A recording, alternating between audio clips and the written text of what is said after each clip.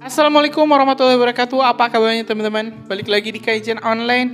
Persoalan terkait ekspor raw material nikel rupanya masih dipermasalahkan oleh Uni Eropa, di mana Uni Eropa di sini teman-teman meminta perundingan ulang terkait ekspor raw material nikel dengan presiden terpilih selanjutnya, yaitu Bapak Prabowo Subianto.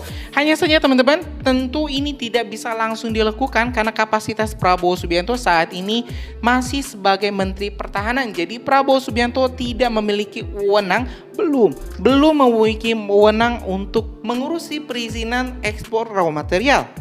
Sebelumnya diketahui juga teman-teman, ini delegasi Uni Eropa, para diplomat-diplomat Uni Eropa sempat datang ke Indonesia, khususnya ke kantor Kementerian Pertahanan, salah satunya membahas juga terkait masa depan kerjasama antara Indonesia dan juga Uni Eropa. Dalam pertemuan tersebut teman-teman, Prabowo Subianto mengatakan Indonesia tidak akan melarang negara manapun untuk datang ke Indonesia untuk berinvestasi di Indonesia. Hanya saja Prabowo meminta negara tersebut untuk menghargai, menghormati kedaulatan negara Indonesia dan tidak memaksakan kehendak atau mendikte jalannya kerjasama. Ya, kalau kita lihat ke belakang, memang Uni Eropa ini kerjasama itu lebih menguntungkan Uni Eropa dan terkesan memang merugikan Indonesia. Kita bisa bayangkan teman-teman, selama 70 tahun ke belakang kita terus saja mengirimkan raw material kita.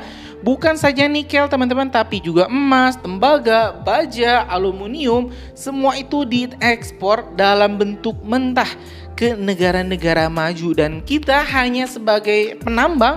Tentu multiplier efeknya itu tidak akan sebesar dengan negara-negara yang mengolahnya. Misalnya besi diolah menjadi bahan baku pesawat, ini nikel diolah menjadi bahan baku mobil listrik, itu peningkatannya bisa berpuluh-puluh kali lipat. Jadi Indonesia dibodoh-bodohi selama 70 tahun ini oleh para pemimpinnya sendiri, oleh Uni Eropa, sehingga Indonesia belum menjadi negara maju, kendati pun Indonesia memiliki harta kekayaan alam, sumber daya alam yang sangat melimpah.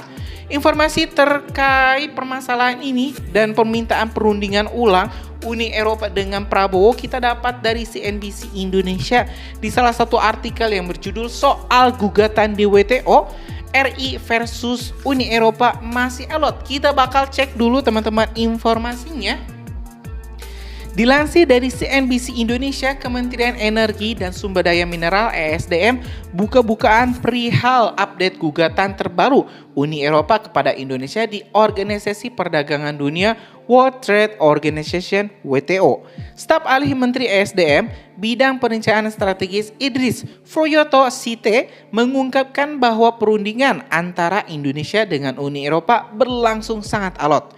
Namun, ada satu skema yang saat ini ditawarkan oleh Uni Eropa kepada pemerintahan selanjutnya Indonesia yang dinilai dapat mempercepat penyelesaian sengketa yang ada saat ini, yaitu melalui Comprehensive Economic Partnership Agreement (CEPA). Agak ini ya, mereka namanya kita kan alot ya, melakukan perundingan ya terkait kegugatan yang kemarin. Ada skema yang ditawarkan oleh mereka yang namanya CEPA ini ya. Jadi kayak penyelesaian sengketanya di luar proses formal yang sekarang berjalan. Jelas Idris saat ditemui usai sebuah acara diskusi publik di Hotel Royal Kuningan, Jakarta Selatan pada Jakarta Selasa 2 Juli 2024. Ini nih teman-teman. Jadi Uni Eropa ini menawarkan penyelesaian sengketa di luar jalur hukum yang saat ini berjalan, di mana jalur hukum yang saat ini kita lalui atau jalani yaitu di World Trade Organization (WTO). Jadi Uni Eropa ini menyarankan kita lewat jalur belakang saja, kita selesaikan secara baik, secara kekeluargaan. Dan tentu hal ini tidak bisa dilakukan di era Pak Jokowi dikarenakan hanya berlangsung 2 bulan lagi Pak Jokowi akan lengser dan menyerahkan estafet kepemimpinannya kepada Prabowo Subianto. Jadi memang sekali lagi teman-teman, ini Uni Eropa ingin bernegosiasi ulang terkait ekspor nikel ini dengan Prabowo Subianto. Hanya ya seperti saya katakan di awal video, Prabowo saat ini belum mempunyai wewenang untuk mengiyakan atau menolak tawaran Uni Eropa untuk melakukan perundingan backdoor ya, perundingan di belakang melalui yang mereka tawarkan skema CEPA ini. Jadi ya teman-teman, kita tentu bakal nantikan setelah Pak Prabowo dilantik menjadi presiden, apakah Pak Prabowo mau bernegosiasi ulang dengan Uni Eropa di belakang layar, ya di belakang layar, tidak melalui jalur hukum yang telah ditetapkan atau legal. Ya saya tidak bisa mengatakan ini legal atau tidak karena ya urusan sengketa perdagangan ini harus diselesaikan di WTO. Tapi ya kalau misalnya kedua negara ini sepakat untuk berunding ulang terkait nikel ini, ya mungkin saya rasa nggak ada masalah.